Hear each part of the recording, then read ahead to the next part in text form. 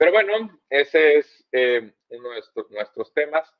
Y el que me gustaría también tocar en esta tarde tiene que ver con la consulta popular. Vamos a ver una presentación para, digamos, establecer cierto marco común de entendimiento de qué se trata esta consulta, ¿no? Hemos tenido consultas populares antes en la historia de México, sabemos que hubo una consulta con el FOBAPROA, también hubo una consulta cuando se discutió la reforma energética, pero no estaban bien legisladas, no estaba reconocida bien la figura, no eran vinculantes. La del juicio a expresidentes, será la primera que esté convocada o esté llamada a participar la sociedad por parte de los poderes constitucionales, ¿no? Con un carácter vinculante. Ya sabemos que si más del 40% del padrón vota, pues tiene un carácter vinculatorio en el sentido de que lo que emane de esa consulta, pues le da una indicación al Estado de qué hacer, ¿no? En esta presentación que vamos a ver a continuación, si me hace el favor, Adriana, de pasar a la segunda diapositiva, vamos a ver de qué se trata esta consulta popular, compararla, por supuesto, con otros casos internacionales, algunas de las figuras que hay al respecto y que finalmente forman parte de un debate más amplio entre democracia directa y democracia representativa, ¿no? Aunque estas figuras también se les llama democracia semidirecta. ¿Por qué? Porque una consulta popular, digamos que no está resolviendo todos los temas del Estado, ¿no? Está una democracia representativa, seguimos nombrando representantes a través del voto para que resuelvan otros muchos asuntos. La toralidad de la democracia sigue siendo regida por nuestros representantes, pero en temas específicos se puede solicitar el voto de los ciudadanos. Por ejemplo, cuando tenemos un tema espinoso políticamente que de otra forma quizá no podríamos resolver, donde potencialmente hay parálisis, ¿no? Hay, por supuesto, países que utilizan frecuentemente esta figura. Suiza es un ejemplo básico, es quizá un referente, pero hay muchos otros, ¿no? Entonces, si me hace el favor, Adriana, de empezar la presentación, vámonos a la diapositiva número 2 para ver más detalles sobre esto que es la consulta popular.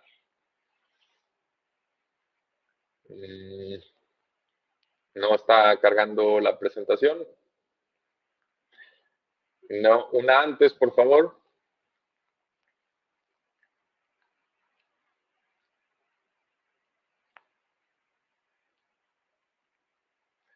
Bueno, en lo que se carga la presentación, vamos a ver si alcanzamos a dar a conocer un poco de lo que es la segunda diapositiva. La democracia semidirecta. ¿Qué está pasando con la presentación? No se carga, ¿verdad? Bueno, ahí está. Democracia semidirecta.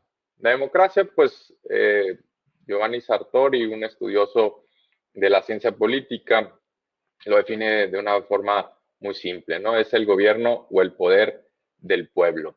La soberanía del pueblo es la base, pues, del contrato social, pero nos encontramos con una pregunta, ¿no? ¿Qué es el pueblo? ¿Cómo definimos al pueblo? Y hay al menos 6 formas distintas, ¿no?, de definir qué es el pueblo. Puede ser una gran cantidad de individuos, puede ser todo el mundo, puede ser la clase baja, puede ser la totalidad orgánica, puede ser una mayoría simple, o una mayoría absoluta, o una mayoría limitada. No sabemos bien cómo se define el pueblo, ¿no?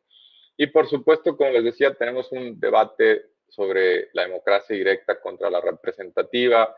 La democracia directa surge en Atenas cuando todavía digamos, las ciudades tenían una escala menor y las decisiones pues podían ser solventadas de una forma, pues como la palabra indica, más directa, ¿no? Donde se le cuestionaba a una proporción de los ciudadanos sobre las decisiones. En realidad nunca abarcó a todos los ciudadanos porque había todavía un régimen de esclavitud y ellos eran excluidos pues de esta toma de decisiones. pero había un proceso en el que se sorteaban quienes acudían a una asamblea, digamos, que se mantenía todo el año, y a partir de ese mismo subgrupo se nombraba a su vez uno más chico que se encargaba también de discutir, de deliberar más o menos unas 40 veces al año sobre asuntos públicos y votar directamente, ¿no? Hoy eso se ha vuelto más complicado porque las ciudades se han vuelto más complejas, o los países más grandes en extensión, con muchas más complejidades, más especializados los temas, ¿no? Todo eso ha hecho que la democracia directa pues no esté en estos momentos en sus días más soleados, pero no sabemos, en el futuro también podría retomar impulso, sobre todo porque muchos, muchos creen que con el impulso de las tecnologías pues va a haber opciones también para votar directamente asuntos de una forma más rápida, ¿no? Y también eso permite pues que la información pueda estar circulando pues de una forma quizá más directa, sin intermediarios, ¿no? Por supuesto, ahorita vamos a ver algunos de los problemas que de cualquier forma se enfrentaría, ¿no? Surge entonces una cuestión de la democracia directa.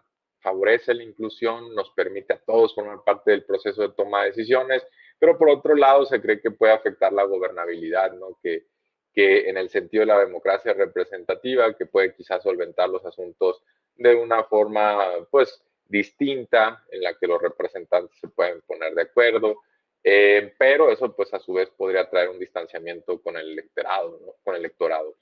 Tenemos distintos mecanismos de democracia directa o semidirecta, como es el plebiscito, el referéndum, la iniciativa popular o la revocación de mandato, donde por cierto en México en marzo estaremos haciendo un ejercicio de revocación de mandato presidencial, ¿no? Pero podríamos también aplicarlo a gobernadores o alcaldes, ¿no? En la siguiente diapositiva vamos a ver algunos de los argumentos a favor de esto que es pues la democracia directa o semidirecta. Por un lado, brinda dinamismo a las formas y procedimientos democráticos, ¿no? Puede estar atorado un asunto particularmente complicado y esto puede ayudar a dirimir pues esas diferencias, ¿no? La responsabilidad ciudadana, por supuesto, también puede ser blindada, da una voz más directa al electorado en la elaboración de leyes. A veces no sabemos lo que hacen nuestros representantes, sobre todo si no hay rendición de cuentas, pues y no sabemos bien por qué votó por X asunto o cuáles son los temas que en ese momento están circulando en el ambiente político, ¿no? También fomentan la educación política, estimulan la participación, propician la creación de foros públicos, ¿no? Por ejemplo, los líderes a partir de, del resultado o incluso las discusiones pueden hacerse una idea sobre cuál es la posición de la gente o la visión de la gente sobre los asuntos que están preguntando. También es un arma eficaz para reducir la influencia de grupos de presión, ¿no? Si hay quienes intentan dominar la agenda regularmente a través de los representantes cooptándolos, pues abrir el procedimiento a más ciudadanos puede impedir que esos grupos de presión tengan la misma influencia.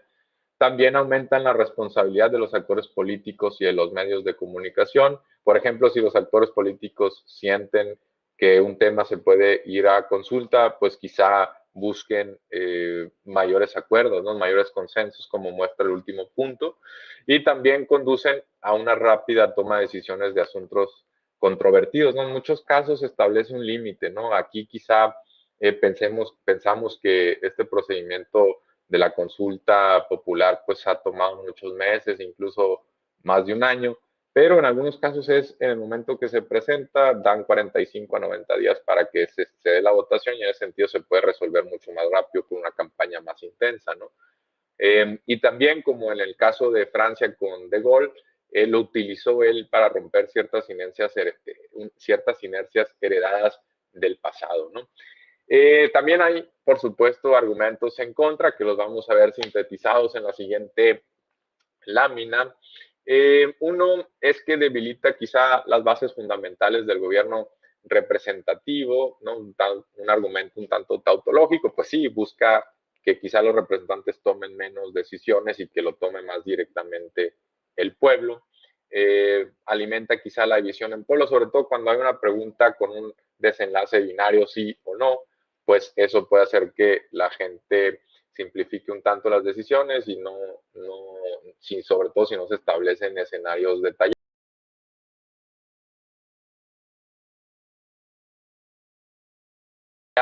o una tercera opción. Gran parte de la ciudadanía quizá puede no estar preparada, es un argumento en contra, o ya ustedes se harán su propio juicio.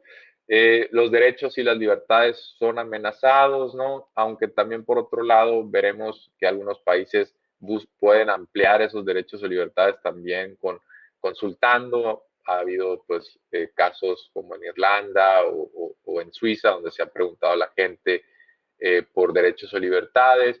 También los grupos de interés pueden dominar los procesos, no está exento, ¿no? Sobre todo si hay, por ejemplo, una participación baja o hay un asunto de suma importancia, digamos que si preguntamos, por ejemplo, por, no sé, el aborto o el matrimonio igualitario, quizás ciertos grupos de interés como la Iglesia puedan buscar minar el proceso. Puede haber fragmentación, sin lugar para el compromiso.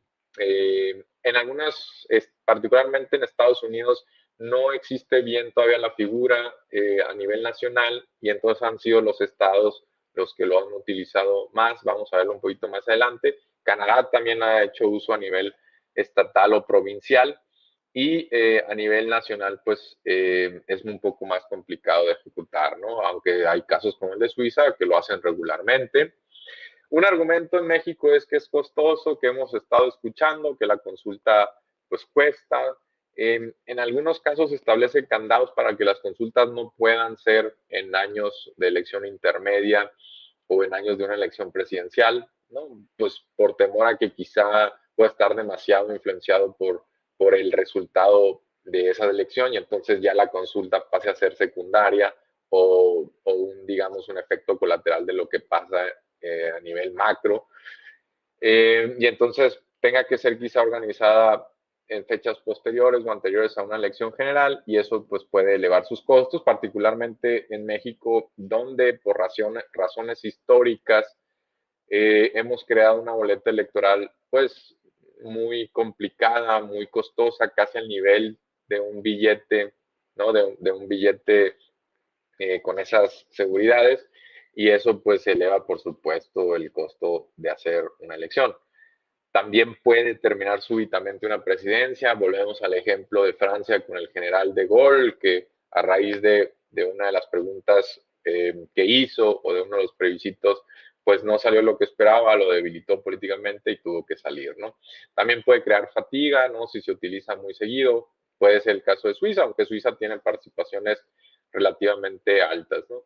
Y otro cuestionamiento es que las preguntas pueden ser ambiguas o difíciles de entender, de ahí que parte del éxito o fracaso de una consulta tenga que ver con el fraseo de la pregunta y en el caso, por ejemplo, de la actual consulta del juicio a expresidentes, tuvimos que pues hubo una, digamos, una revisión de las autoridades correspondientes para quitarle un poco de carga, ¿no?